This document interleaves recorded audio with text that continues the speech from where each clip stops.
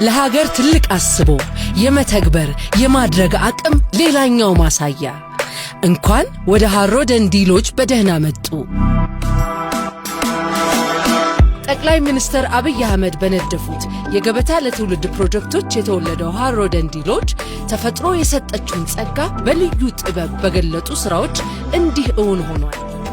መገኛው በኦሮሚያ ክልል የሆነው ሃሮ ደንዲ ሎጅ በእሳተ ገሞራ ምክንያት የተፈጠረውን ውቡን የደንዲ ሐይቅን በተመስጦ ያስመለክታል። አረንጓዴ ሰማያዊ ውሃ ከኮረብቶችና ከእርከኖች ጋር በሚገናኙበት በሐይቁ ምስራቃዊ ዳርቻ ላይ ሃሮ ደንዲ ሎጅ በሞገስ ጉብ ብሏል። እዚህ ውብ ስፍራ ላይ ጊዜ ይራራል፣ ቦታው አይን አያስነቅልም። እዚህ ተፈጥሮ በእርጋታ ታዜማለች። በስፍራው የሚኖረው እያንዳንዱ ሽርፍራፊ ሰከንድ ሕይወቱን የሚያለመልም ኃይል ተችሮታል። ያልተነካ ጸጋ፣ በልኩ የተደራጀ ውበት፣ በተግባር የተገለጸ አሻራ።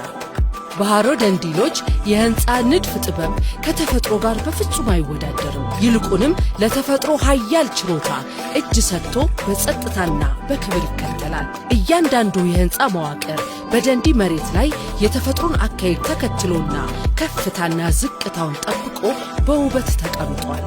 እዚህ መልክዓ ምድር ክቡር ነው። ከሀገሬው ባህልና አኗኗር ጋር የተዋደደው ዘመናዊ ንድፍ ለስፍራው ልዩ ስሜት ፈጥሮለታል። የተፈጥሮ መልኮች የሆኑት አፈር፣ እንጨትና ድንጋይ ከውብ ቀለማት ጋር ህብር ፈጥረው ውስጥና ውጭ በመሆን መሃል ያለውን ድንበር አስረስተው በሚያስደንቅ ምቾትና ደስታ ላይ በእኩል ያሳፍራሉ። ይህ ለቆይታ ብቻ የሚመርጡት ስፍራ አይደለም። ይልቁንም ተፈጥሮን በሙላት የሚተዋወቁበት ምርጫው ነው። በሎጁ እምብርት ላይ ደግሞ እንግዳ መቀበያ፣ ላውንጅ፣ ባርና ምግብ ቤትን በውስጡ የያዘው ዋናው ቤት እንኳን በደህና መጡ ብሎ ይቀበሉታል። ስፍራው ለሁሉም እኩል በሚሰጠው ምቹ ስሜትና በድንቅ ንድፉ አማካኝነት ሐይቁ በውበትና በሙሉ ግርማ ሞገስ ለእይታው ተሰናድቷል። እዚህ የተገኘ ሁሉ እኩል ይደመማል።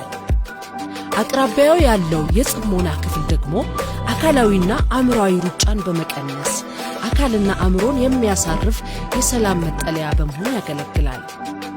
በውሃው ዳርቻ የስፖርት ማዕከሉ ስፖርታዊ እንቅስቃሴዎችን ከተፈጥሮ ጋር እያገናኘ ሰውነት በተፈጥሮ ውበትና አካላዊ እንቅስቃሴ ውስጥ ዘና እንዲል ያስችላል።